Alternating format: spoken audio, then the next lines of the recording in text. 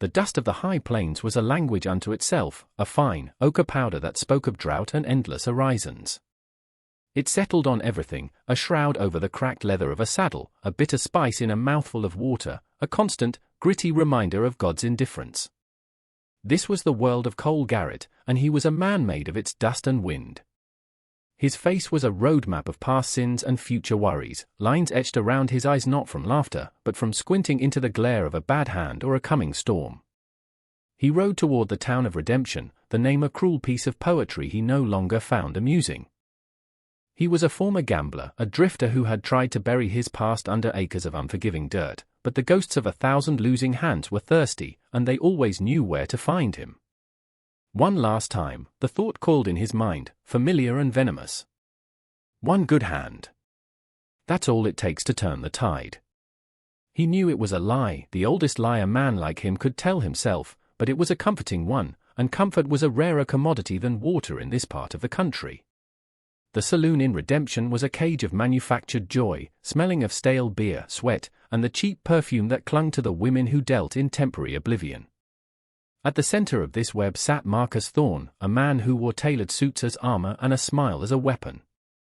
He owned the saloon, the general store, the bank, and the silence of the sheriff. Thorne dealt in power, and his currency was the desperation of other men. Cole found himself at Thorne's table, the familiar weight of the cards in his hand a sin he couldn't resist. The game wore on, a slow, methodical bleeding of Cole's meager funds. Thorne played with a surgeon's precision, dissecting each man's hopes and fears with casual glances and knowing smirks. The pile of chips in front of Cole dwindled to nothing. "Looks like the earth has swallowed you whole again, Garrett," Thorne purred, his voice smooth as polished river stone. The men at the table chuckled, a chorus of sycophants. Cole's jaw tightened. The shame was a hot coal in his gut. Then, Thorne leaned back, a glint of cruel sport in his eyes. "However, I am a benevolent man. I'll offer you one more hand. My stake," he gestured to the back of the room, where a young Chinese girl stood by the door, still and silent, holding a tray of empty glasses. Her face was a mask of stoicism, but her eyes held a depth that seemed to absorb the room's smoky light without reflecting any of it back. "Her indenture papers," Thorne said, the words slithering into the sudden quiet. "A bit of railroad refuse I acquired. Winner takes her." A cruel joke, perhaps, but a prize nonetheless. A wave of disgust and self-loathing washed over Cole. This was a new bottom. Yet, the gambler's poison was already in his veins. He looked at his cards. A full house. A hand that could save his ranch. He met the girl's gaze across the room. It was unflinching, a silent, damning judgment. With a voice that sounded like gravel grinding together, he said, "Calls." The cards were laid. Thorne's 3 kings were a monument to his arrogance. Cole's 3 aces and 2 jacks were a monument to his damnation. The saloon was utterly still. Cole Garrett had just won a human being. The ride back to the ranch was a funeral procession for the man Cole had tried to be. The girl, whose name he learned was Mai, sat on the wagon seat beside him, a small, straight-backed figure wrapped in a silence more profound than the vast emptiness of the plains. He felt her gaze on him, not accusing, but assessing, weighing him on a scale he knew he couldn't balance. He was a creature of impulse and regret, and she was something else entirely, something forged in a harder fire.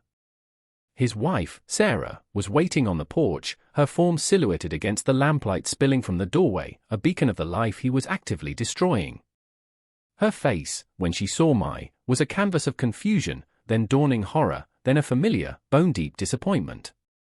"Cole," she said, her voice tight with a storm of unasked questions. "What have you done?" He had no answer that wouldn't condemn him further. He could only stand there, a king of a broken kingdom, with the spoils of his most shameful victory beside him. Mai slid down from the wagon, her movements economical and precise.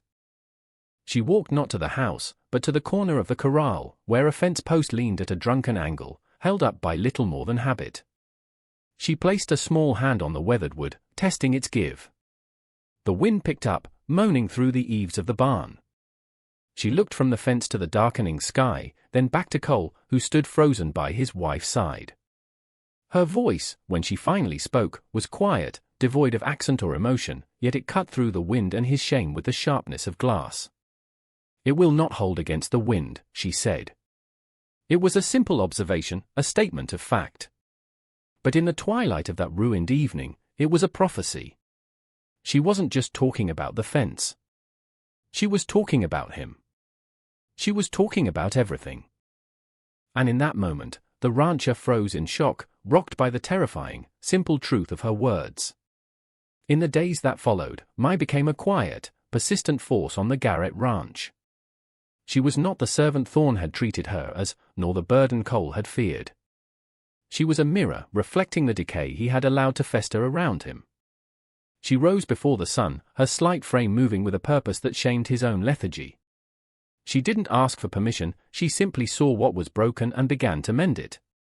She patched the roof of the chicken coop with salvaged planks, her small hand surprisingly deft with a hammer.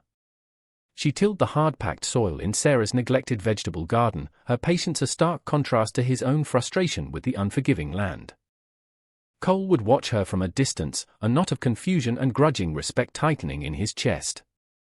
Her recurring, unflinching gaze followed him, a silent inquiry into the state of his soul. He began to work alongside her, at first out of a sense of awkward obligation, but soon out of a deeper, unnameable need. He found himself sinking new fence posts, his muscles screaming in protest, the rhythm of the work a penance. He was rebuilding more than a fence. With every swing of the sledgehammer, he was trying to shatter the man he had been in that saloon. Foreshadowing arrived on horseback. Two of Thorn's men, rough-hewn figures with lazy, cruel eyes, rode the perimeter of his property one afternoon. They didn't stop, didn't speak. They just watched, their presence a promise of future trouble, a reminder that Thorn's games were never truly over. Later that week, an old neighbor, a man whose face was as cracked and dry as the riverbed, stopped Cole on the road. "You be careful, Cole," the old man rasped, his eyes darting nervously toward town. "Thorn's got a long memory. He don't like losing. Not a hand, not a horse, not anything. That little joke of his? It was a test. And you failed it by winning." A storm gathered on the horizon one evening, the clouds a bruise of purple and grey that mirrored the disquiet in Cole's heart. The air grew thick and heavy with unspoken things. Inside the small cabin, the light from the lantern cast long, dancing shadows on the walls. Sarah, whose initial fear had softened into a cautious, maternal concern, sat with Mai at the small wooden table, mending one of Cole's shirts. Cole sat in the corner, cleaning a rifle, the scent of gun oil filling the air. He wasn't truly cleaning it, he was holding onto it, an anchor in the rising tide of his anxiety. He listened as Sarah, in her gentle way, finally breached the walls of Mai's silence. "Where was your home?" Sarah asked softly. Mai's hands, which were darning the worn fabric with impossibly small and perfect stitches, stilled for a moment. She looked at Sarah, and for the first time, Cole saw a flicker of something beyond resilience in her eyes, a deep, ancient pain. "My home was a village by a wide river, in a place you have no name for," Mai began, her voice a low murmur. She told them of the journey across the ocean, a nightmare of sickness and loss. She spoke of the promises of gold and prosperity that turned to the dust of railroad camps and servitude. Her father, a proud man of learning, had been tricked by men working for Thorn, signing a contract whose terms were a cage of debt. When he realized the deception and tried to organize the other Chinese workers, Thorn had him silenced. Not with a bullet in the open, but with a quiet, brutal beating in the dark, an example to the others. "Thorn does not kill with guns," Mai said, her gaze now distant, seeing ghosts Cole could only imagine. "He kills with paper and with fear. He took me as payment for a debt my father no longer owed. My unflinching gaze is not strength. It is all I have left. When you have nothing, you learn to see everything." The story settled in the room, heavier than the coming storm. Cole looked down at the rifle in his hands. He had thought this was about his own redemption. He was wrong. It was about justice. Thorn began to squeeze. It started subtly, a tightening of a noose Cole hadn't even realized was around his neck. The creek that bisected his land, his only reliable source of water, began to shrink. Downstream, Thorn had filed a new water rights claim, a perfectly legal maneuver that was slowly and deliberately bleeding Cole's ranch dry. The grass in his pastures turned a sickly yellow-brown. Then the supplies in town were cut off. The general store, owned by Thorn, was suddenly out of flour, then salt, then feed for his livestock. The blacksmith, a friend of 10 years, couldn't look Cole in the eye when he said he was too busy to shoe his horse. Thorn's psychological warfare was masterful. He was isolating them, starving them out, making them pariahs in their own valley. Cole's old self, the cornered animal, began to stir. The urge to ride into town, to confront Thorn with his fists and the fury that burned in his gut, was a constant, gnawing temptation. He felt the pull of violence, the simple, satisfying answer to a complex problem. But Sarah stood in his way, her presence a quiet but unbreakable dam against his rage. "Don't, Cole," she pleaded one night, her hand on his arm. "Don't let him turn you back into the man you were. That's what he wants. He wants you to break the law so he can use it to crush you." Her words were the truth, but the truth was a bitter pill. It was Mai who showed him another way. She led him not toward confrontation, but toward survival. With a willow branch, she showed him how to divine for water, tapping the dry earth until she found a damp spot where a well could be dug. She fashioned snares from wire and twine, catching rabbits and quail in the brush. She was a creature of resilience, her knowledge born from a life of having nothing but her own wits. Her quiet, pragmatic strength was a different kind of weapon, one that Thorn couldn't counter with his money or his influence. She was teaching him to endure, and in doing so, was fortifying the very foundations of his changing soul. The found family, born of a cruel joke, a weary rancher, his steadfast wife, and a girl with the eyes of a survivor, was digging in for a siege. The breaking point came with the first snow of the season. Thorn, impatient and incensed by Cole's stubborn refusal to crumble, decided to abandon subtlety. He rode out to the Garrett ranch at dusk, a half-dozen hired thugs at his back. They were not there to talk. The flickering torch in one man's hand told Cole everything he needed to know. They were there to erase the problem, to burn his defiance to the ground and take back what Thorn considered his property. But the Cole Garrett who met them at the fence was not the same man who had slunk out of the saloon weeks earlier. His weariness had been burned away, replaced by a cold, hard certainty. This was his land. This was his family. The confrontation was not a clean, heroic stand. It was a desperate, chaotic scramble for survival. As Thorn's men advanced, Cole fired from the cover of the barn, his shots aimed not to kill but to cripple, to drive them back. Sarah, her face pale but her hand steady, stood in the doorway of the cabin with a double-barreled shotgun, a silent, unmovable guardian. It was Mai, however, who turned the tide. While the men were focused on the gunfire, she slipped out the back of the cabin, a shadow in the falling snow. With a speed and silence that was unnerving, she released the latch on the horse corral. The panicked animals, smelling the smoke from the torch, stampeded directly into the flank of Thorn's advancing men, scattering them in a flurry of hooves and panicked shouts. In the ensuing chaos, Cole moved. He confronted Thorn near the broken fence line, the very spot Mai had prophesied would not hold. There were no grand speeches. Thorn, his face contorted in a mask of fury, sneered, "You're still just a gambler, Garrett. And this is a hand you can't win." Cole looked past him, at the light in his home, at the two women he was protecting. "I'm not playing anymore," he said, and the fight was short, brutal, and ugly. It ended with Thorn on the ground, his slick charm shattered, his power broken not by a bullet, but by the raw, desperate strength of a man with everything left to lose. He and his remaining men fled into the darkness, leaving behind only the scent of smoke and the promise of a new, uncertain dawn. The silence that followed the retreat of Thorn's men was heavier than the gunfire had been. It was filled with the panting breaths of exhaustion, the smell of gunpowder, and the soft hiss of falling snow on the scorched earth where the torch had been dropped. The ranch was wounded. A section of the barn was blackened, the fence was trampled, and Cole's arm throbbed from a deep gash. But they had held. They had stood their ground, and they were still standing. The weeks that followed were a time of quiet, deliberate rebuilding.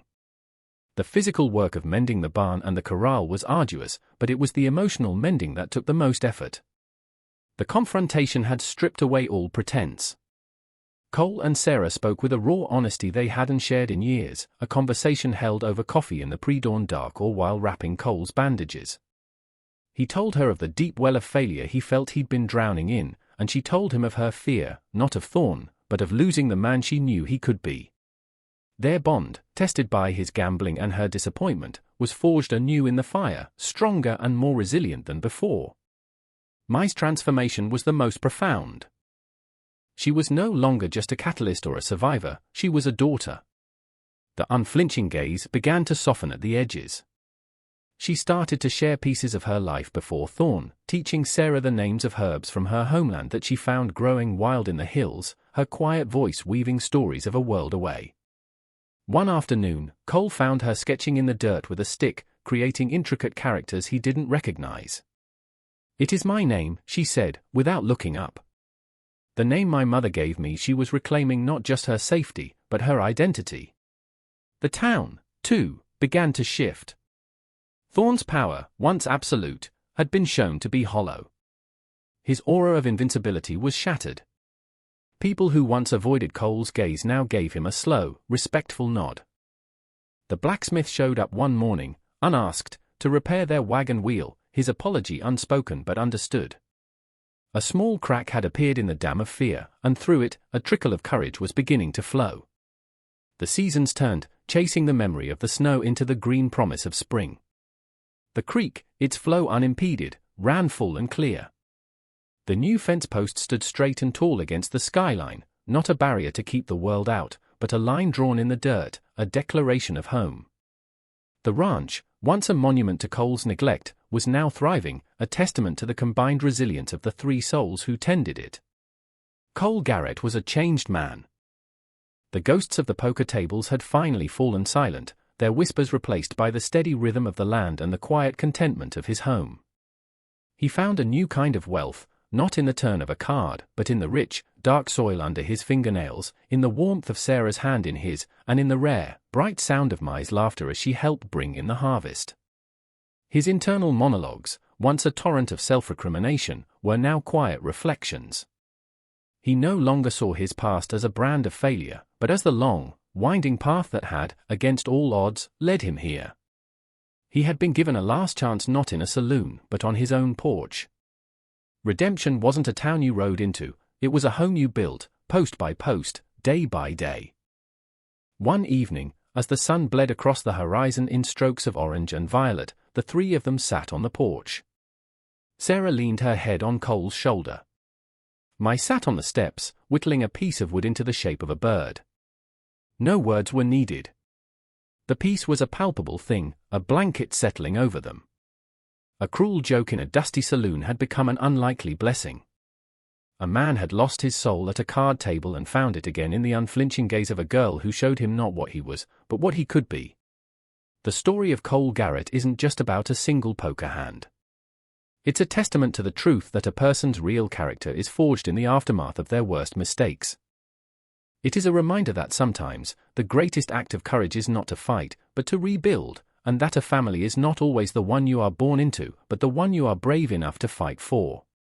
The frontier was littered with the graves of men broken by the harshness of the land and the darkness within themselves, but a few, like Cole, found a different path. They learned that strength wasn't about domination, but about endurance, and that hope could take root in the most barren of soils, nurtured by the simple, powerful acts of loyalty and love. A cruel joke set afire, but instead of consuming him, it burned away the rot and illuminated the man he was always meant to be. If you reckon a man's worth isn't measured by the hand he's dealt, but how he plays the one he's given, then you understand the story of the Garrett Ranch. Pull up a chair and subscribe to our channel, because there are more tales from the frontier where courage is the only currency that truly matters, and redemption can be found in the most unexpected of places.